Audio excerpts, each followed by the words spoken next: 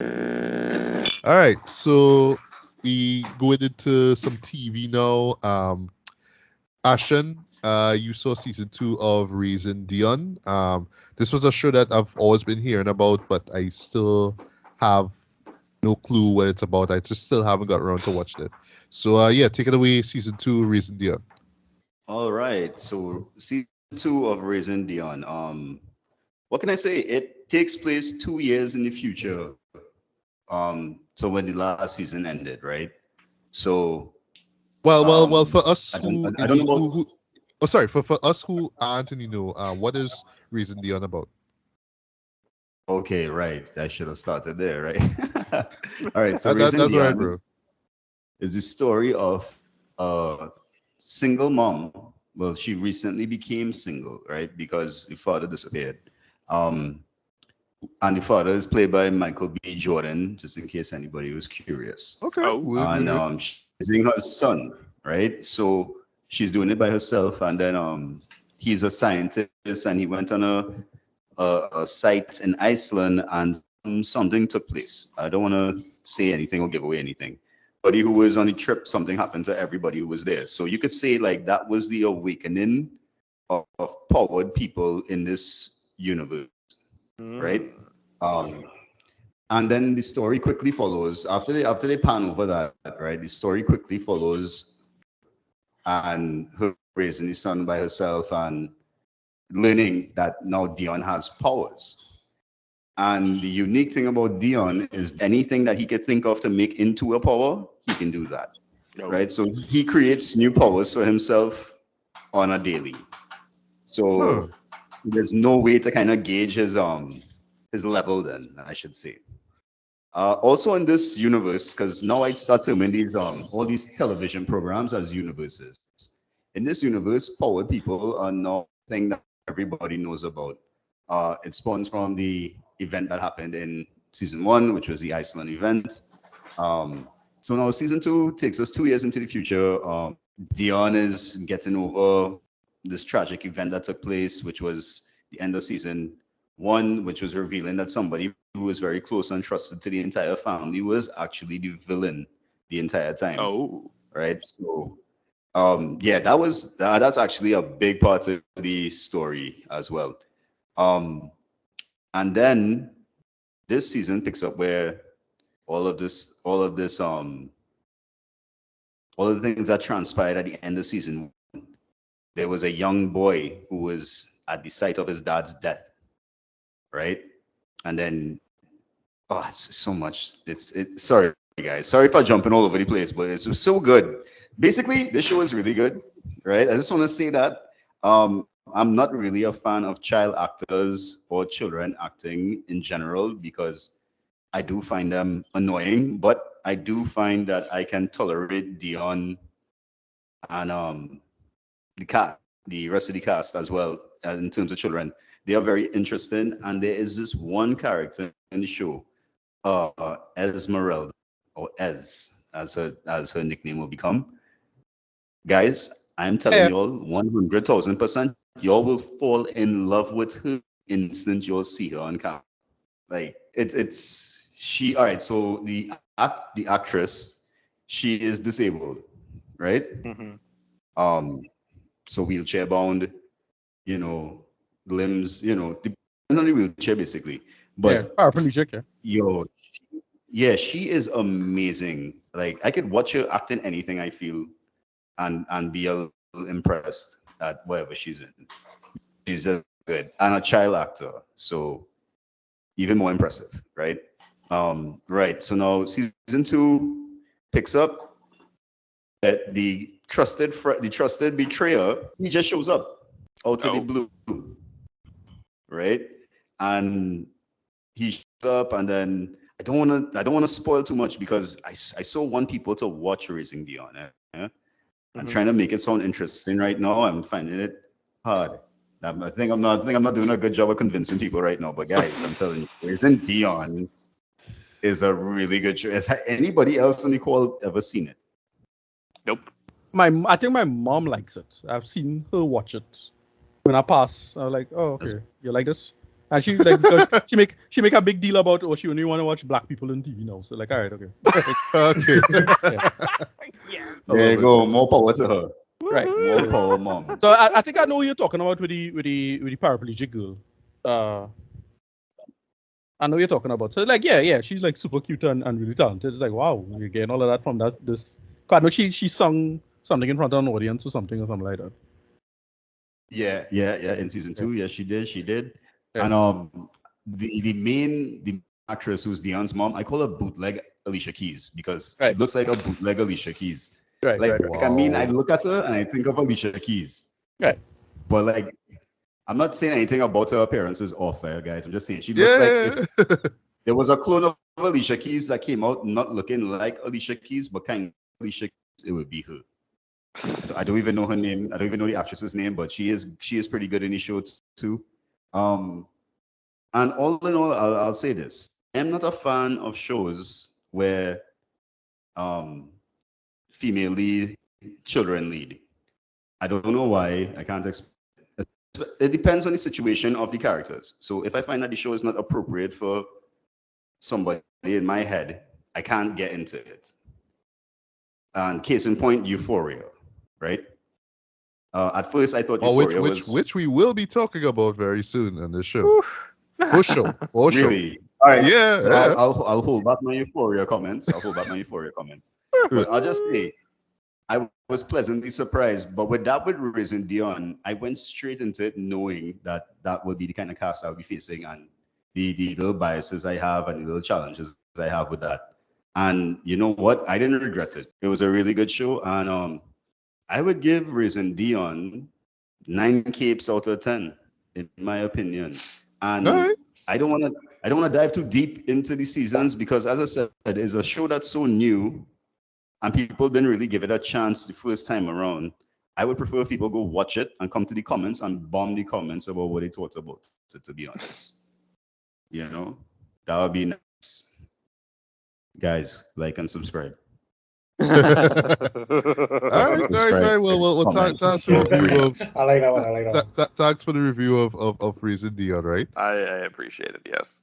So let's move on now to Bel-Air, or should I say the first 3 episodes of Bel-Air, right? I will do the synopsis for this one, right? So for those who don't know, there was a guy by the name of Morgan Cooper, right? He made a fan film. He reimagined the Fresh Prince of Bel-Air, i.e. one of the best sitcoms ever made, one of the best 90s TV shows ever made, in my opinion.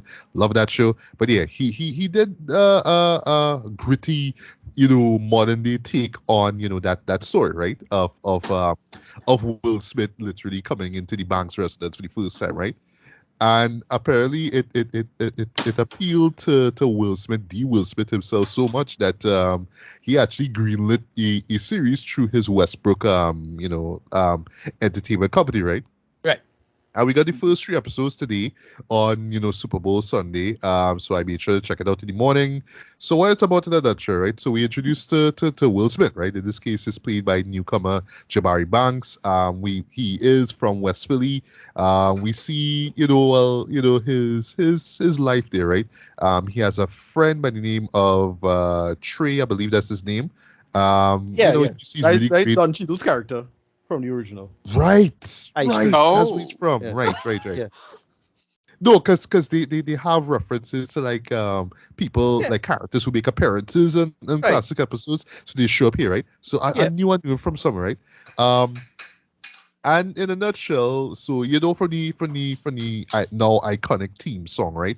He was playing some b-ball, and some guy start up to no good, right? Well, we see how that plays out, and it actually plays out pretty violently, and it results in Will being arrested, right? Because he pulled out the friend gun, and there was a scuffle. There was a really violent scuffle that took place, right? And police were involved, right? So, in the morning now, he is bailed out, but we learn that actually his uncle Phil actually bailed him out, right? Well, his uncle actually is in Bel-Air at the moment, right? And, Will's mom, Vivian, no, sorry, not Vivian, Vi, oops, my mistake, right? Yeah, actually says, here's what, we need to take you out of West Philly, we need to put you into Bel-Air. Reason being is because one of the guys who was involved is a D-boy. He's a drug dealer, and like he has a bounty out for Will's head, basically, right? Call him a snitch and all that kind of stuff. So yeah, long story short, I forgot to mention this was actually a surprise, which I really do appreciate. We meet Jazz. He is just he's just this Uber driver technically, right? As I say, Philly. No, but it works. It totally works. It comes completely by surprise, but it totally works in my opinion. Because you think that Jazz is supposed to be the Philly guy, but no, he's in LA. He's an LA guy, so it's like he's the first guy he's from Philly before. Like they set that up. Like they okay. You're really from Philly, And listen, I just love that he had Mad Villain in the background, right? Like, yes, boy, MF2, the back. I was like, yes, I love this, right? But that's it. Go on. Yeah, go ahead. No, I was just saying, Philly having a moment right now, So they started with What We Do, which is probably my favorite. One of the best rap songs ever. Yeah. And they actually had Freeway make a cameo. I was like, yes. The coach. Yeah. Yes. I'm loving this, right? Yeah. So before we fanboy over this, right? So what happens now is that now Will is in the Banks residence. So we meeting everybody. We seeing Vivian, we seeing Jeffrey, Carlton. We'll talk about Carlton in a bit. Hillary, who is fine as hell. And even when I saw the trailer, I was like, damn, she fine, right? Ashley, no, sorry, swear to God, she well fine, right? Yeah, Ashley, right? And you see the gang, right? And of course, you get the usual. Well, I'm from here, and you're bougie, but as in the original series, everybody has layers to them, right? So yes, they well off compared to Will, but they're not bougie per se, right? And they just to stop there, they even set up a pretty interesting rivalry between Will and Carlton, and it's anything but funny, Dred. It goes into a couple of dark corners, which is what I expected from this though, but it makes sense though given who these characters are, and I'll stop here, right? So my thoughts on this, right? Just that series premiere alone, though, I was like, yeah, this thing impressing me, boy. This is really impressing me. Because what I would say, right? I would say going in, guys, like if y'all are diehard fans of the old show and y'all just don't like this gritty, realistic version of the Fresh Prince of Bel-Air, this is not for you. This is not for you. Yeah. But at the same time, it does not alienate the fans of the original series. It's just a modern retelling of that story, just the basic structure of it, but it does its own thing, and that's why I have to give the show a lot of praise for, because it easily could have just been, okay, we're just doing the greatest hits all over again, right? We have to show Jazz be thrown out, we all have a feeling that's gonna come up in some way, shape, or form. What they did with that, they did a thing with that, and I thought that was really funny. Like, that was one of the better moments to have that. Yeah. So they kind of did something with that. They were going to, they were alluding to it. Yeah.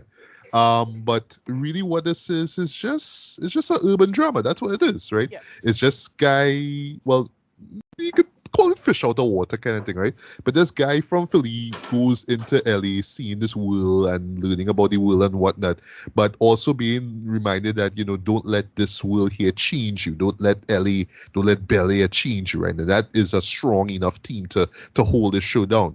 So yeah, from that premiere, I was just impressed, man, and with the other two episodes as well too.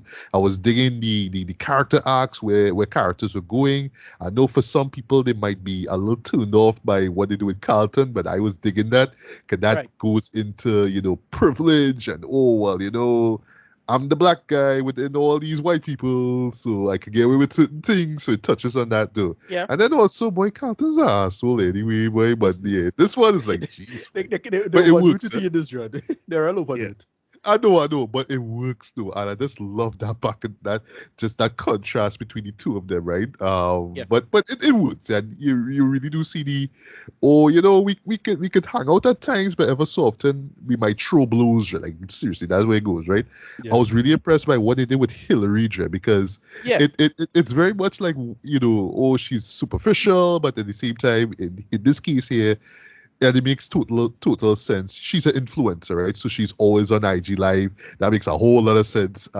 What her character wants to be and what everybody kind of sees for makes a lot of sense. I didn't see that much Ashley in this too, but I know they're gonna touch on her very soon. Didn't see that much Jeffrey as well too. It was even to the point where I was like, I actually Jeffrey really have a role in this, but I love the character though. I actually enjoyed what they did with him. He did, just him and Phil bouncing off each other. And Jeffrey's clearly a fixer. Like what they do, like he's not the butler. Like that's not a butler shit going on here. He's no butler because he's a fixer. Yeah, you see a maid, in the background. So like, butler. But it works there, man. A surprise I didn't expect to see. Lisa, who would be, if you remember, that was Nia Long's character. Nia Long's character, yeah. So I'm not gonna say what she does here, but yeah, she's an integral part of the story as well too, right? How they work jazz into the story was great. He have a ragey vibe looking about him, the way how his face looks and whatnot. Yeah. But I just love it, just how he's worked into the story, and I was just impressed by this too. So I would say that they just hit the ground running, especially with that premiere. They just let you know right off the bat this is what it is. But we're not like destroying the name of the Fresh Prince of Bel-Air. Right. This is just our modern take on it, right? So it's more of a dramedy more than a comedy more than anything else, right? Right. The casting I thought was excellent, just across the board. Jabari Banks, I thought he is just he just shines throughout as Will though. Even at this points where you're watching, feels like he really does look like a young Will though, especially when he does serious, when he gets serious, right? Of course, he does a little goofy silliness as well too, and I love that. He does the hey yo Uncle Phil. He does that. I was like, yes, I want that. The cast, who they cast as Phil? Adrian Hope. Thought that he was great. Vivian, Jeffrey, Hillary, especially Hillary. But it just casting works too. I just love how they just show the contrast between we in West Philly, we listened to Freeway, we listened to Meek Mill. I love that. Of course, and now we in LA now, so we have we hearing Thundercat, we hearing just all different music, right? And it's very, very insecure, like in terms of the choices of music. Yeah, that R&B, that hip hop vibe though, it's very, very LA, it's very insecure, right? And last I'll say though, and even from a filmmaking perspective, this is very, very, very well done, though, I must say. And writing as well, too. I think that writing is strong as well. But again, what sells it, though, is that we're not diluting the Fresh Prince of Bel-Air. We're not destroying what Fresh Prince means, right? Because it's always about Black excellence, right? But you see it here in this show. But we're telling it from a modern lens now. You see how the pressures of Black excellence, especially in the modern world, especially the fact that these guys are rich and whatnot, they touch on those things very well. I will say though that if you're just not a fan of urban dramas, if you just don't like to see Black struggle and whatnot, even though to be fair, there's not a lot of Black struggle in this, this is not going to be for you, right? So what you see in the trailer is exactly what you get, but there's a lot more going on to it that is really, really captivating, man. I don't know how much more episodes we're gonna get out of this though. Maybe it might be 7 more. Maybe we might get an even 10 or maybe 8 episodes. I don't know. But I am liking where the story is going so far though. I know it's gonna get better.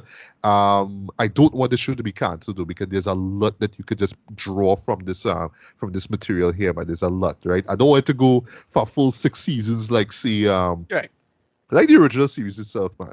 But yeah. This is a really, really promising show here. It's not trying to be the next Fresh Prince. It's not trying to be better than Fresh Prince. It's being its own thing, man. And I have nothing but praise for this show thus far, man. Ricardo, what were your thoughts on these 3 episodes thus far? Right, so I'm not sure if I love it as much as you do, but I really, really thoroughly enjoyed it for what it is, for what it's trying to do. And again, I'll admit it's more my bias and hype. They just start off with goddamn what we do, Dread. It's like, well, would they hype up with that? I was saying that I was hyped. I was hyped. I was hyped too. I really enjoyed it for what it is. Again, they clearly balance it. Like, okay, so shout out to Morgan Cooper. My boy shoot his shot from half court and get through, Dread. Like, right. I mean, holy shit, Dread, because like everybody was so blown away by that little project he did a few years back. And like, I was like, well, it was impressive. But then you start hearing the momentum building about it, and like, all right, well, they're actually going to do this shit. And you see his name at the end of that credit, in the first episode. It's like, well, bro, something like this, you could have easily cut him out of the project or something like that, or buy him out or something like that. I was like, nah, he just was part of it from the start, man. And Will Smith and them really understand. You see this with Karate Kid as well, right? Will Smith, the company understand how to do nostalgia, how to evolve it, how to update it. It's not brilliant. It still have a very Riverdale feel to things, I'll admit. True. Yeah, but it is edgy at point for the sake of being edgy. Right, yeah. Right.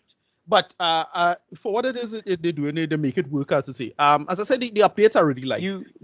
Sorry, go ahead. Whatever. You're talking season 1 Riverdale when it was still supposed to be serious, or Riverdale after it went completely off the rails? No, it's Riverdale season 1. Like I'm not. Well, okay. The thing is, I have very little actual knowledge of Riverdale. I just only have internet osmosis to talk about. But yeah, season one we're talking about. You mean Riverdale now with the witches? Right. I know, because Sabrina's part of it, right? Because reasons, right? I had no clue what was going on at Riverdale, but then again, I think Super Eye Patch Wolf did a whole video about how the show just decided to choose insanity, and that's how it's been going ever since. Right. And yes. Yeah. But yeah, so for me, I like all the updates for the most part, right? Hillary is the best one because she was in the original. She was just a ditz. She was just looking hot, spending she daddy money. Looking hot, spending she daddy money. Say something dumb. And she takes seasons to grow her, as a but character. I don't think she ever grows at all. Like, to be honest, like she only have that one thing with her husband dying, her fiance dying. Oh, well, there was a talk show, right? There was Hillary talk show. Yeah. Right, but I don't remember that being a thing. They had a couple episodes, like the episode where she was on Playboy. That was kind of interesting for 2 seconds. That was about it.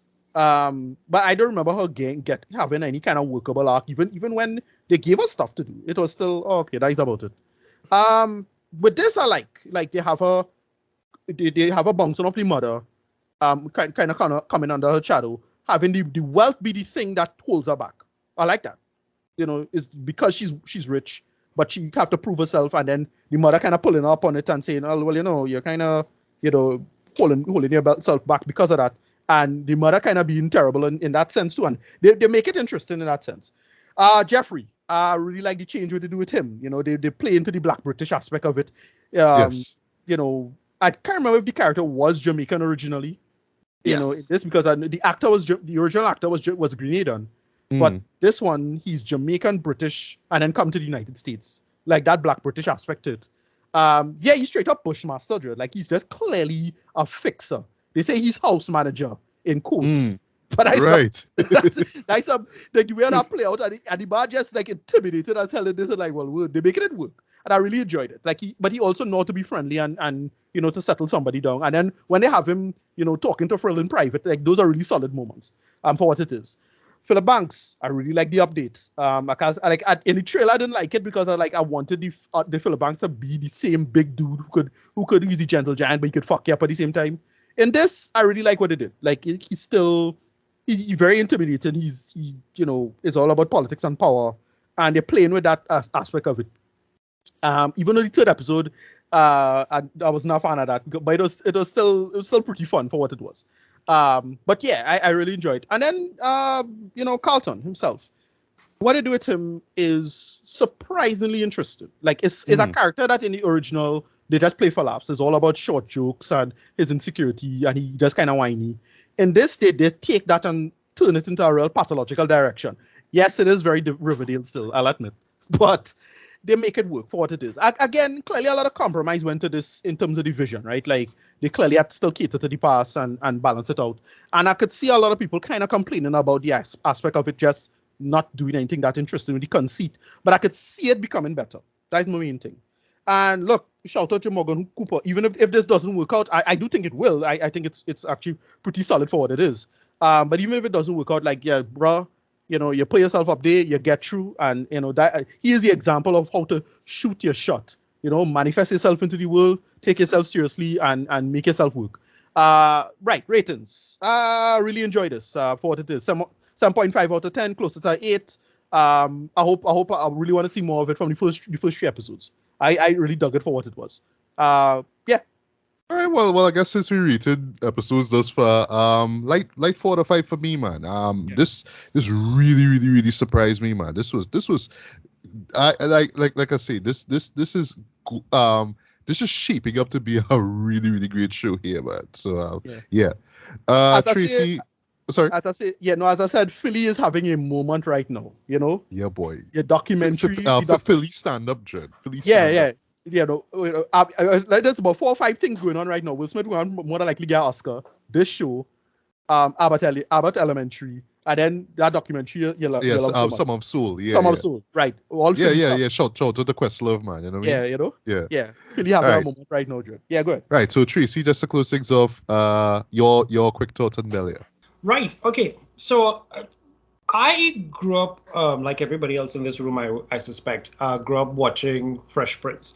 And I casually saw the trailer and I wasn't too sure if I wanted any part of it. However, I am pleased to say that what I saw in those first 3 episodes was brilliant. And I feel like there's 2 things that Peacock has done, because I don't really consider Peacock, but there's 2 things that Peacock as a streaming service have done that I think may work in their favor.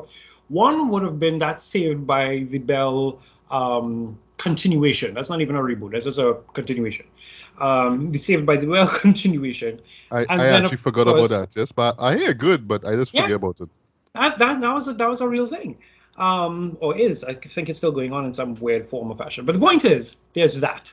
And how Bel-Air is in terms of how it's presented and stuff like that, I feel like Peacock may very well have something truly solid on their hands. And as a streaming service, you want that kind of vibe. I think that, like, what Bel-Air does, what Bel-Air does is that it's sort of, what I have written on here is that it's a nice between the pages connective tissue bits between what we saw in the comedy series, in the sitcom, and what's happening here. So, like, without going into spoilers, you'd have like we remember that episode, and I posted up a thing about it today. That episode where Will and Carlton gets mugged. Carlton goes and gets a gun and goes completely berserk about it. And Will has to be the one to scream some sense into him. Drop the gun. You don't know what you're doing. There's something that plays in, for those of us who saw it, there's something that played into the first episode, and that's going to be trailing Will for the rest of the season. That it's like, I can see now why Will, besides the fact that his goofy little cousin went out and got a gun, but I can see now how Will, after everybody goes and he breaks down in one of those very serious sitcom episodes, how that could play out. Like, if you strip the sitcomness of it, and you strip the laugh track and all the other stuff that was, the sitcom, there were some really heavy topics that they talked about. The idea of what blackness is. So there's an episode with Carlton actually having to explain his black self. Yes, and that is the college episode, huh? Right. Yes, that's a great episode. Yeah. There's levels to it. So I, for one, I'm really loving the Carlton Will frenemy angle that they're playing here. I feel like it could actually go some places. I kind of text Matthew at some point in time. I was like, this show is giving me anxiety, because I am so invested in this, and I love the idea of how they placed Lisa, because I don't think Lisa in the original series, her connection was just straight out Will. So the idea of how they built her is something. And there was a question that sort of crossed my mind after I finished watching the 3 episodes, and I wrote it down here. Is it better to do a dramatic retelling of a mainly comedy piece a la Fresh Prince, or a comedic retelling of a drama a la 21 Jump Street? Because, like 21 Jump Street was this really serious thing, and then they turned it into, well, what it is now, and it works. But I'm really here for it. I will say 2 other things. It adapts well. I feel like it adapts well without being nostalgia gate. So, like, even if you've never seen an episode of Fresh Prince, it works. And I feel like even if you've never seen an episode of Fresh Prince, it works. And if you did, You'll love the nods and the tips. That being said, I'm not gonna lie. There's some things that I kind of want them to play in. Like I'm waiting to see Jazzy's first interaction with Hillary. You know, like where's that going to be? That'll be interesting. That's going to be interesting. There's a and I'm not going to spoil anything, but there's a shot with the two main male adults in the car surrounding Jazzy, and I'm like, the way how he's antagonizing Jeffrey and how he just gets under the skin of Uncle Phil, it wouldn't surprise me if they really do Peltier bodily out of the thing. I would love if this was to expand. I'm one of those people, I'm not looking for it. I don't need it. But if they brought Alfonso as a professor in one episode, or if they decided, to do, like, I don't mind doing a flashback, and this is just me being ridiculous, but I don't mind seeing a flashback with the original Aunt Will being Viv and Vi's mother growing up in Philadelphia. Some little shit like that. But it's not like if it's something that I absolutely need. And I'm surprised at how much Banks, the actor Banks, has the Willisms down, and yet it's his own thing. He's not, and again, I say this, especially given the topic that we're going to talk about next, it's not nostalgia gate. There are things in there that, like he's talking to Aunt Viv, and he says, I get in one little fight, and my mother gets scared. And I love that, by the way. That was nice. Yeah. It's the little nods on this. And I find that I look at this and I think to myself, this is good. I mean, I did have a chuckle to myself. It's like, okay, so we're going to call this Power, the Book of Bel-Air. Let's call it that. The way how they're playing, and forgive me for all audiences, because, just forgive me, but I have never wanted to slap a Caucasian little boy in my life the way how I wanted to slap Chad or Tyler, whatever his name is. I'm like, you need to get yours by episode 4 quickly. All in all, I am giving this an 8 out of 10. I am truly pleased by this. I like it. I like where it's going. I really do. To be honest with you, I'll tell you one of the things I would love to see if it goes further. I want to see, I really want to see Trevor Collins newsworthy, because he died during a bungee jumping incident. But given how this is playing out, I mean, it wouldn't surprise me if Hillary's boyfriend / future husband commits suicide by jumping off a cliff in Bel-Air. That's the way you could play it out. And I would love to see where that leads. But all in all, I'm freaking scared for Will, in terms of now that certain people know things and such and so forth. Yeah, basically, go see it. I feel like even if you aren't, like, you're stone cold on Fresh Prince of Bel-Air and what it was, you would still, because I wasn't going into this thinking that I would like it. Like I said on Facebook, am I really liking this? And I'm surprised at how much I am. So yeah, I think people will be pleasantly surprised, and I think Peacock legitimately has something good on their hands by way of Bel-Air. 8 out of 10. Yeah, totally agree.